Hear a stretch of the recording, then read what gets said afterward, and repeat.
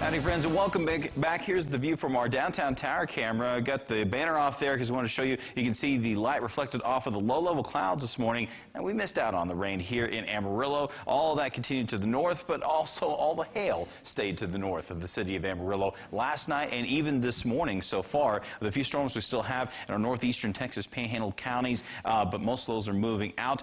This is the hail reports from yesterday, from Tuesday afternoon, and again into this morning time. Had golf ball size hail reported out towards Lake Marvin, which is a few miles to the east of Canadian. Canadian itself actually picked up half-dollar size and quarter-size hail. For our friends in Fritch and Borger early this morning, ping pong ball size hail. It's 1.5 inches in diameter. By the way, golf ball size hail is 1.75 inches in diameter. Half-dollars being 1.25 inches out towards Canadian. Quarter size, which is 1 inch in diameter, reported at Laura and Hemphill County and Stinnett as well. And then also some various reports of less than quarter-size hail, nickel-size hail up into southwestern Kansas. Also had the quarter-size hail up into, say, Liberal. But as of this morning time, we've kind of cleared out a lot of the rain that we had earlier this morning. A few hit-or-miss storms coming in for the northwestern Texas panhandle, back over towards, say, north of Boys Ranch, heading towards Dumas and Masterson. We do have some heavier showers at the moment in northern portions of Beaver County, Gate and Knowles, getting some decent rain that continues into southern